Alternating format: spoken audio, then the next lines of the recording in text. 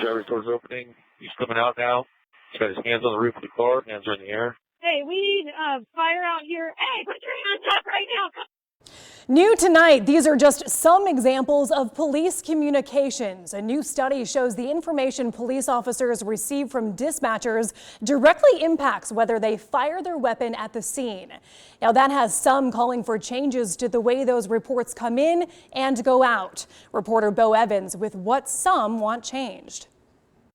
Unit 1, respond to 411 Main Street on a possible trespass in progress. Subject is a white male wearing a black hoodie, khaki pants, black beanie, and sunglasses. Unit 1 additional, the RP says the subject appears to be holding a gun. When a law enforcement officer receives a call like this from dispatch, a lot goes through their mind. You start going over tactics in your mind, start walking through the worst case scenario typically of how you're going to respond to and handle this incident. But what if that info wasn't quite right? The person calling 911 made a mistake. Paul Taylor is a former police officer and officer trainer. When running simulations with the officers, he noticed something that caused some concern. One of the things that I saw is that I could drastically change use of force decision making and outcomes with small pieces of information at the front end. The use of force can mean a lot of things to police, but in this case, we're talking about firing a gun. Paul noticed if he changed some of the info officers received in the simulations, it could change the whole outcome. So when he moved to academics with CU Denver, he decided to test the theory.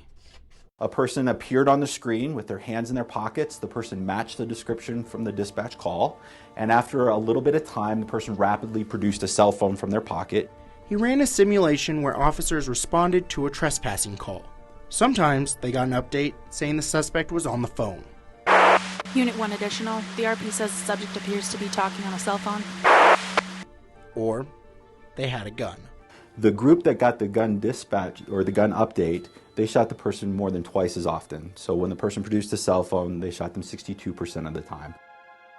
Only 6% of the officers who were told the suspect had a cell phone fired a shot. So it all starts at the radio call.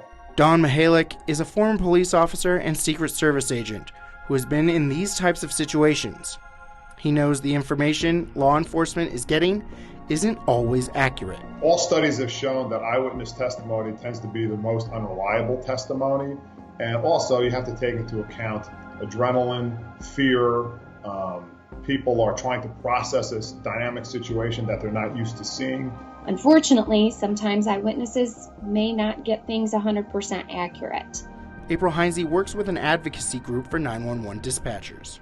The intake that's received by the callers that are in extreme circumstances is based on their emotions and perceptions. There's a lot of adrenaline going through your system. April says the 911 system is 50 years old and isn't taking advantage of new technology that could help officers get more accurate information. You know, we're talking about text and pictures and video and two-way video and things like that. Paul agrees that witnesses sometimes give inaccurate information. We know that from the time we've been playing, tin cans or telephone as a kid, that information changes as it's passed between people. But he doesn't want law enforcement to rely on the public getting better at reporting crimes. Instead, we develop policies, procedures around the human element. Meaning, assume that people calling 911 are going to make mistakes and keep learning from yours. What are we doing right? What are we doing wrong? How can we improve outcomes going forward? I'm Bo Evans reporting.